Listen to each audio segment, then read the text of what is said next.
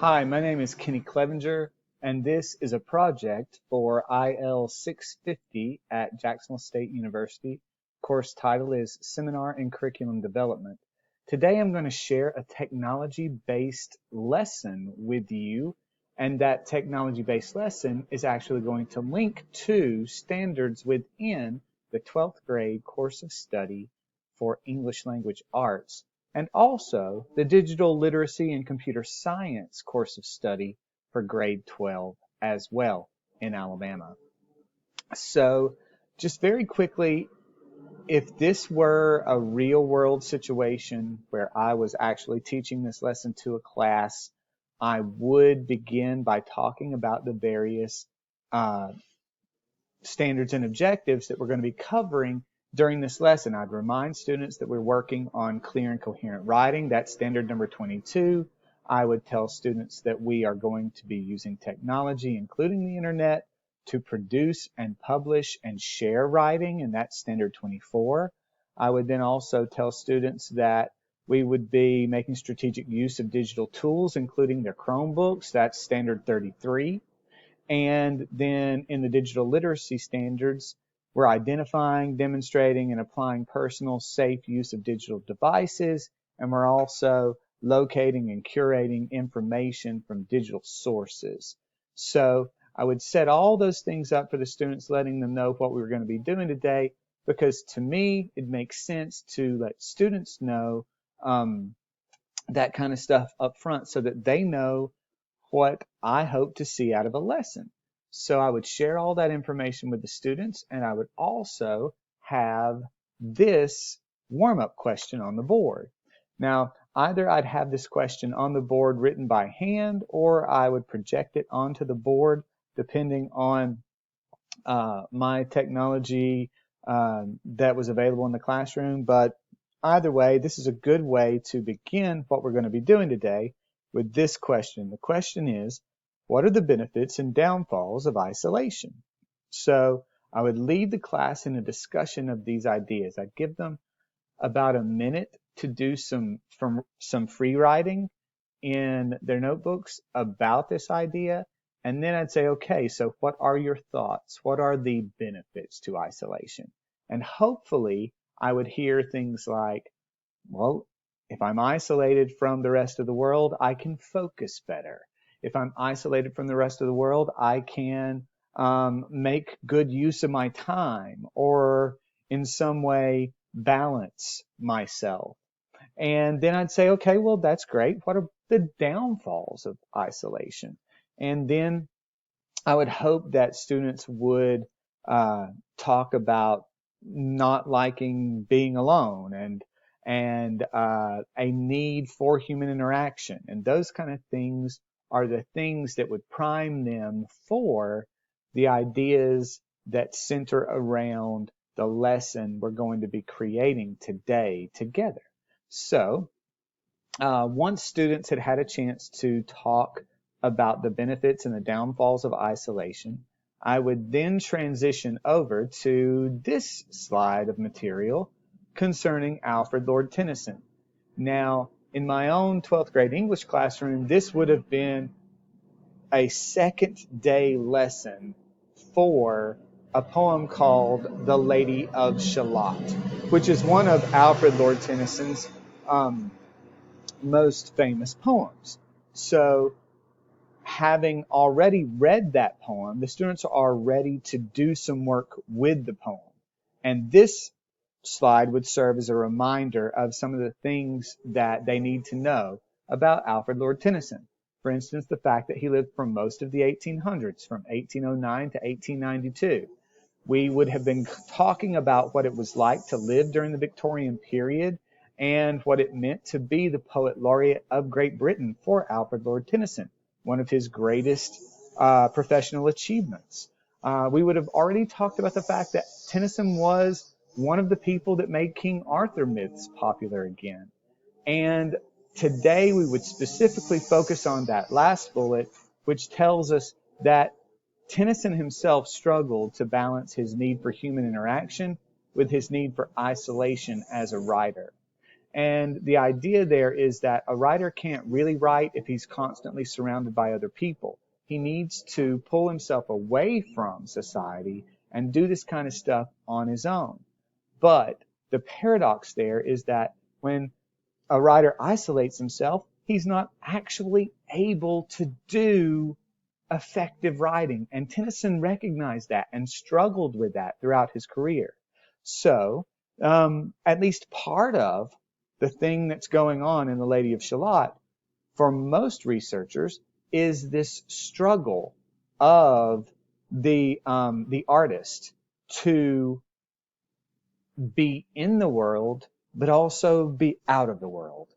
And that's where we would go with our discussion so that we could begin to explore theme within that poem. Okay, so at this point in the lesson, I would start talking to the students about the fact that the main goal of the day is for students to create theme statements. And to do that, I would need to share this sample theme statement with the class. So here we have a sample theme statement, something that I would use, and I did typically use when I was in the classroom all the time with my students. It's sort of a fill-in-the-blank template. So we'd start. In The Lady of Shalott, Tennyson explores isolation by showcasing a protagonist who is an artist longing for companionship which destroys her artistic endeavors. Okay, so let's break that down a little bit and talk about the various parts of a theme statement.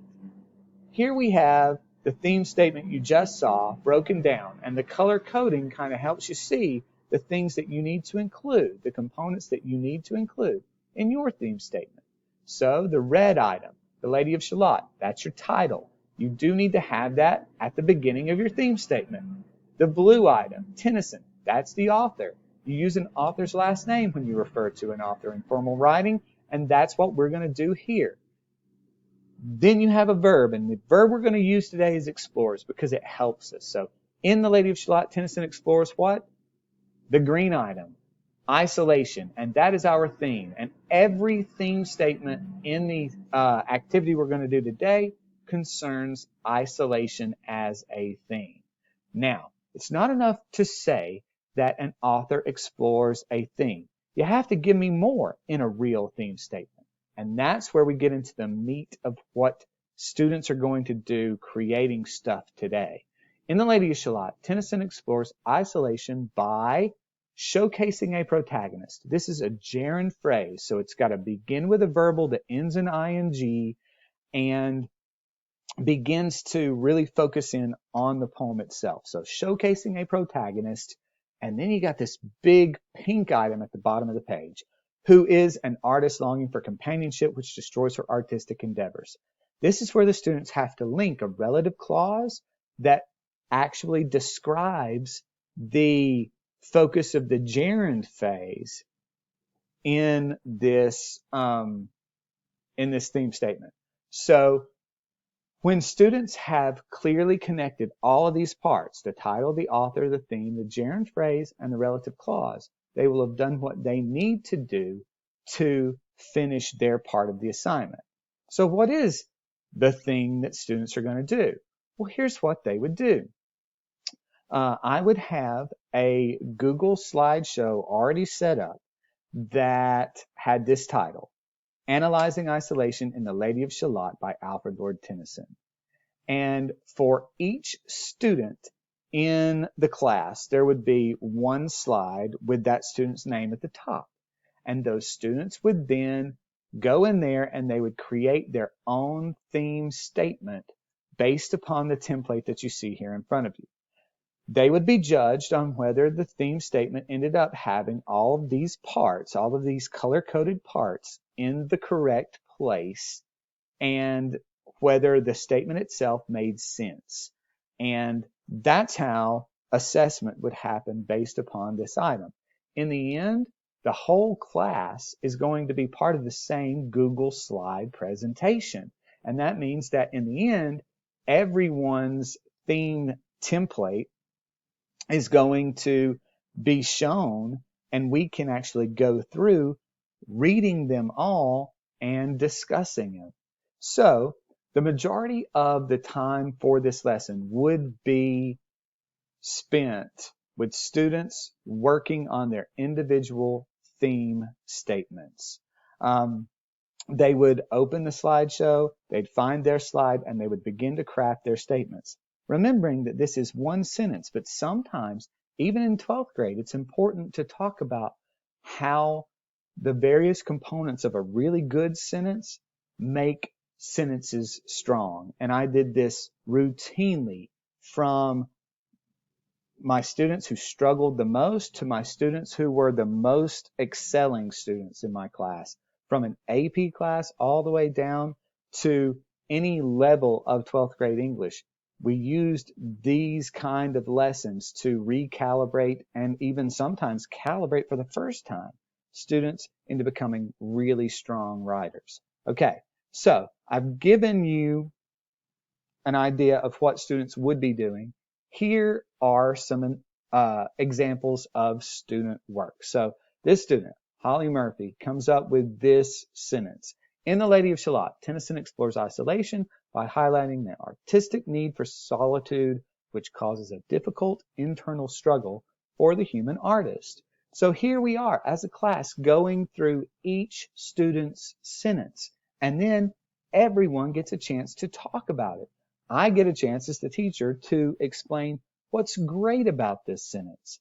And the student, Holly Murphy, would get a chance to explain why she chose what she chose for the various parts of this sentence. And we can talk about it in an academic way, giving constructive criticism and feedback directly with the whole class interacting. So then here's another student. Julie Tucker writes this sentence. In The Lady of Shalott, Tennyson explores isolation by creating a world in which the artist's desire for human connection results in her ultimate demise. So again, we've got all the parts in the right place, and that's the kind of thing that as a teacher, I'm going to share with the class, because for students who did struggle with this, they need to see that other students were able to produce something like you see here. Now, the great thing about this exercise is it gives me, the teacher, plenty of time to walk around the class and conference individually with various students. If you've got a student who is really struggling with this, and you can identify that the student is really struggling with this because as you're walking by, you see that the student hasn't been able to figure out what a relative clause is or what a gerund phrase is. So the student is, for whatever reason, struggling with that part of the template.